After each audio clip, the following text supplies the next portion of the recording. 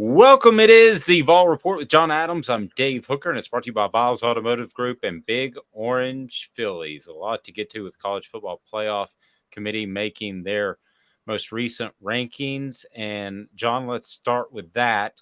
Please, if you're out there, hit the like button. We greatly appreciate that. It opens up our views to more people. But John, what was your take over the Alabama over Tennessee thing? I know it has a lot of Tennessee fans in an uproar. Your thoughts?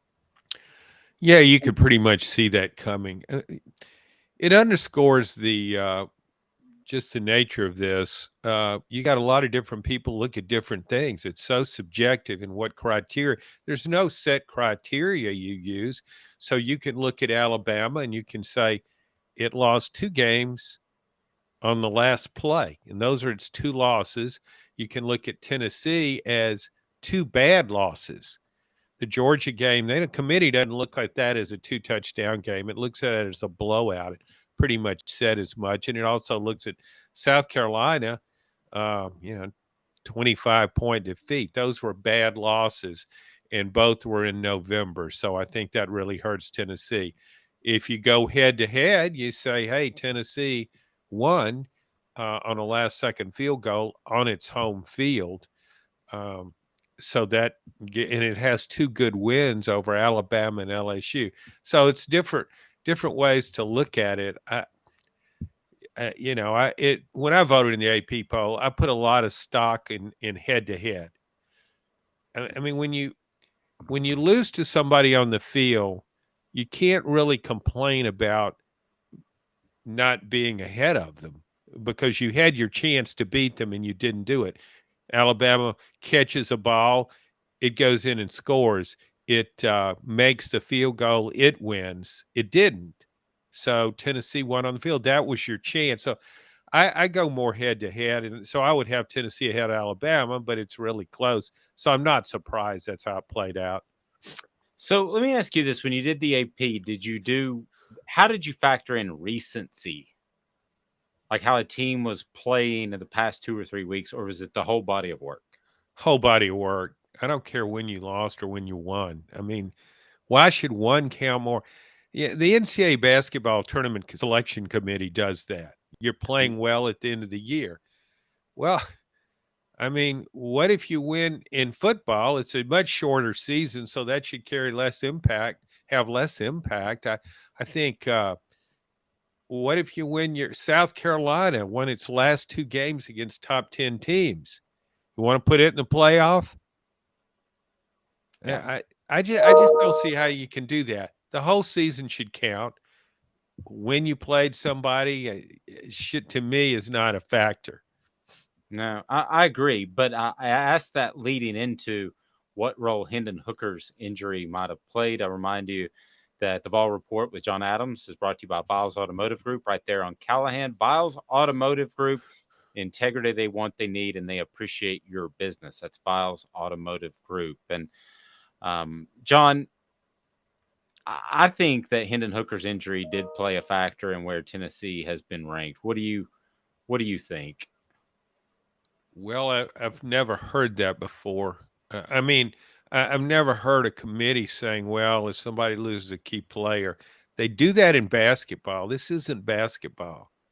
To me, I always base my vote on what a team had accomplished, not what it might do, not what could have happened. I don't know. I mean, uh, many years ago, I wasn't in Knoxville at the time, but Tennessee lost Tony Robinson to an injury Yep.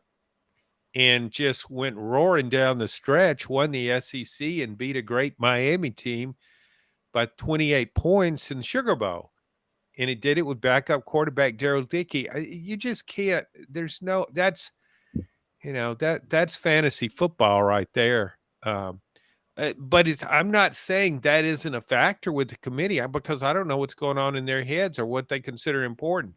Um, you can say, okay, Tennessee played a game without Hendon Hooker and it won an SEC game against Vanderbilt and it won 2 straight SEC games and it won 56-0.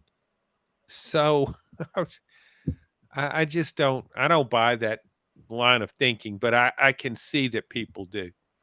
It reminds me of. Do you remember John Higgins, the point guard for Tennessee, when he was ruled academically ineligible. And that was the year that Tennessee, according to Buzz Peterson, was the 65th team on the board and 64 teams went. I can't help but think it's somewhat of a factor, but I don't think it should be. Big Orange Phillies is right there in North Knoxville. That is on very close to Maynardville, very close to Halls, very close to Carnes Powell. Great for North Knoxville. It's family friendly. They've got incredible food, and they've got darts. They've got the billiards. They've got cornhole. They've got it all. They're at Big Orange Phillies. So check it out. And John, when we talk about the recency bias. I would hope that's not there. I'm curious just how you would judge the Ohio State as a former AP voter, the Ohio State Michigan game, because Ohio State took a thumping at home. I to me, if you factor in recency or not, that's got to be a pretty big black mark on your resume. See, again, we get back to head competition. Yeah, That's the game Ohio State's been thinking about and preparing for all year in some way. You know that. Ohio State doesn't have many challenges. Penn State's a nice win, but who else on that schedule do you really think is going to beat Ohio State or Michigan for that matter? So everything is on this game. To me, it's like a playoff game. And if you lose it, you don't have any complaints about, oh, I didn't get in the playoff. I deserve to be. No, you don't. You had your chance and you absolutely collapsed in the fourth quarter. And I love that no safety look that Ohio State brought and then didn't didn't have good gap control as we like to talk about. And so every time Michigan handed the ball off, the guy ran 900 yards for a touchdown. It just so no, you have no complaints. And I tell you what, if I were voting and TCU lost in its championship game to Kansas State in a reasonably close game, I would have TCU over Ohio State. I'm not going to penalize TCU for playing an extra game against a really good team. Kansas State's a really good team. and it's not Ohio State's fault, but in the Big 12 is better, I think, from top to bottom than Yes. the Big 10. So they played a tougher schedule. TCU did. Yeah, that TCU had I don't think people understand how competitive the Big 12 is. It doesn't have a lot of great top tier teams, but it has a lot of teams that can beat you. I mean, it's pretty much all of them are capable of beating a good team.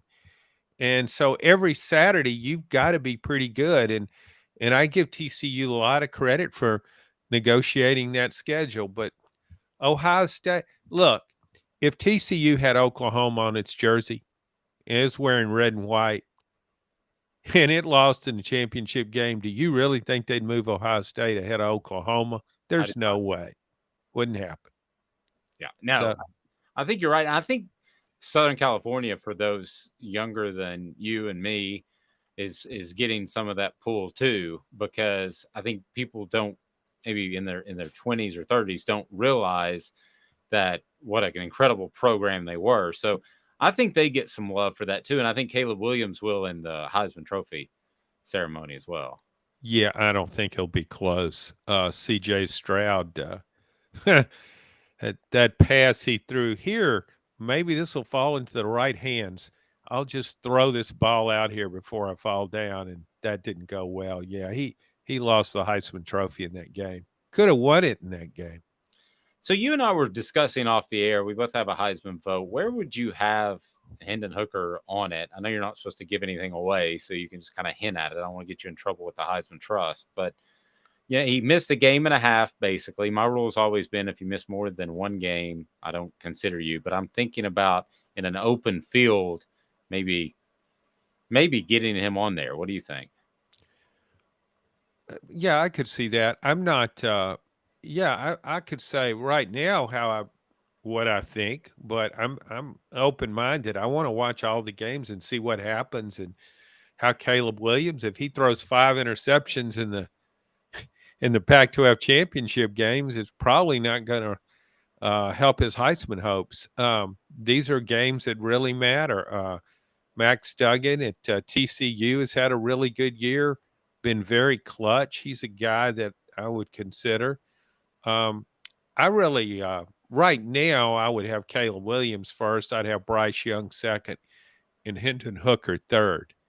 Uh, I I give Bryce Young. I mean, if this is not what I base my vote on, but if I were picking a quarterback, if I'm an NFL team, what quarterback do you want? I want Bryce Young. There's not anybody close to him, in my opinion, just because, in part, the intangibles. The guy never. He's emotional. He it just doesn't bother. No matter what's going on, it doesn't phase him. He's super cool, and he makes big plays. And he had a really, by Alabama standards, a really bad supporting cast. I Agree. give I give Hendon Hooker a lot of credit because he's running the number one offense in the country, yards and points, and he's asked to do so much. He even ran a little option. He throws the ball. He can run, effective runner in the open field. So I give him a lot of credit for that. And Caleb Williams, even more so with Southern Cal. Guy's a tremendous runner, doesn't go down easy, can make plays on the run. So all those guys, but there are a lot of good quarterbacks. I really didn't consider any running backs. Quarterbacks are asked to do so much now. No, I agree. And I think Bryce Young, that's pretty creepy that you and I think, have the top three heading into the championship weekend. Bryce Young has been overlooked because he's already won it and because it's just Alabama. But if you talk about MVP, I'll go the other direction. So you go Uh-huh. first round pick. I'll go MVP. This team loses this many more games if he's not around. I could argue he's the MVP of the entire college football nation. Yeah, I couldn't argue with that. I mean, he saved the day against Texas, for example. He saved the day a lot of times in the last 2 years for Alabama. Without Bryce Young, Alabama is 7-5. At best, it's a 7-5 team. So, and I again, it's really I think it would be best for college football getting back to the playoff if those four teams stay where they are. TCU wins, Southern Cal wins, Georgia wins, uh, Michigan, of course. I mean, there's to me a line there with that next group. You start having to choose between Ohio State, Tennessee, and Alabama. That's pretty challenging. And Tennessee, the thing is, again, going back to head, it had its chance against Georgia. If you win the Georgia game, it doesn't matter if you lose badly at South Carolina. You're in the SEC championship game. You win that game, you're in the playoff. I mean, that to me, the Tennessee Georgia game was like a playoff. Agreed. John, the expectations at Tennessee, let's face it, they're ahead of schedule in year two. Nobody thought that they were going to win 10 games. How does that affect the Vols moving forward? They have to rebuild an offensive line. They have to replace a Heisman Trophy candidate in Hendon Hooker. I just think there are going to be too many people that expect 10 wins each and every season, and that could cause some disruption among the fan base because that's probably not going to happen immediately. Well, again, Tennessee is right at the top. It's one of the top 15 programs when it comes to NIL, and that's becoming more and more crucial to be able to put up 15 million a year to finance a football program. It's going to eliminate a lot of teams, and Tennessee has that going for it. And that matters as much as anything in transfers. I mean, to me, Tennessee in transfer portal will get a quarterback, a running back, and probably a couple of receivers, and maybe an offensive tackle. I wouldn't be surprised at all if that happens. Because if you get all those things, let's say Brew McCoy, he can come back. Cedric Tillman, Jalen Hyatt should be gone. Um, Brew McCoy could come back and really help himself, I think, in the draft. I think you will. Yeah. Yeah. And so I just think you can add a couple other receivers. What receiver wouldn't want to play in this offense? And if you add all those things and you look at that schedule, there are 4 wins, non-conference wins just waiting out there. Here, please come take these. Virginia in the opener. I mean, that's a good one. Yeah, I mean, probably what's it? Texas, San Antonio is probably going to be its toughest game, non-conference, and that'll be in Neyland Stadium. So UTSA. yeah, UTSA, easily confused with USA. So they try to convince their players that they're chanting UTSA Yes. when it's They're really- USA. Yeah, and, but I just think It's a it's World all Cup set year up, for them too. huh? It's a World Cup year for them too. Yeah, they're really into this. I like that. We would, yeah. So I look at that, and then Vanderbilt. So you're starting off with 5 wins, and you lose to Alabama, Georgia, and Florida, and you're still 9-3. I mean, so and win a 10th game in a bowl. So I don't think 10 wins is that big a challenge for Tennessee next year. I think it'll still be really good because of the NIL and transfer portal. Interesting. All right. So you seem to think that Tennessee needs another quarterback after watching Joe Milton one last time at Vanderbilt. Yeah, and I think people might have been a little too critical of him throwing in the rain. Yes, I agree. That's kind of challenging. But I guess what would concern me, he's been better throwing the deep ball all year than he was last year. He's hit on a lot of deep passes. I mean, that's not a high percentage pass, obviously, but he's hit on them. And he hit on one to start the game against Vanderbilt, but then he was overthrowing guys, and that was his problem last year. And he said he gets real wound up. Well, I've seen a lot of quarterbacks do that. They come out in the first couple of passes, they're high, so you don't want them throwing over the middle and and a safety picking it off. But then you get past that after a couple of plays. That would concern me about him as being the starter. How would he handle the pressure of it? He's obviously got some physical skills, but yeah, and you talk about Nico Ilamaleva. I'm not pronouncing that right, probably, but Close. I'm in the ballpark. So that's with a name like that, that's all you shoot for. I don't see how he can be in the SEC. The guy's a true freshman. He is extremely thin. Well, that kind of sums it up, doesn't it? I mean, Some of these SEC linebackers, he takes the ball on that little zone read gets out there. I don't like his chances. He'll gain weight in a college weight room and on a college nutritional plan. So the yeah, freshman, is it the freshman 10 or the freshman 5 that we all put on? Remember my roommate pointing that out one time in college. I'm like, hey, thanks. Well, yeah.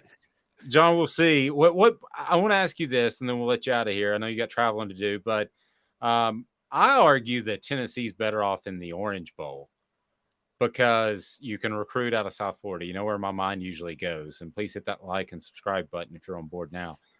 But Tennessee fans seem just really, really focused on the Sugar Bowl. And I don't know if it's because of pride, because Alabama would go instead of them, or if it's because the 85 Sugar Bowls or what it is. But you don't get kids out of Louisiana that LSU wants. You don't.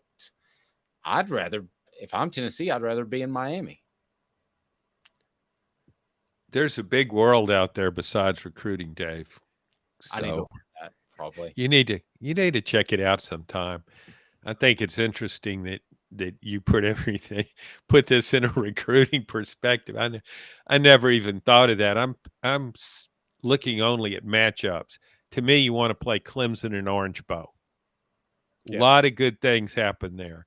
I won't attempt to DJ the quarterback. That's one good thing. Yes. I won't try that. I'm a Leva.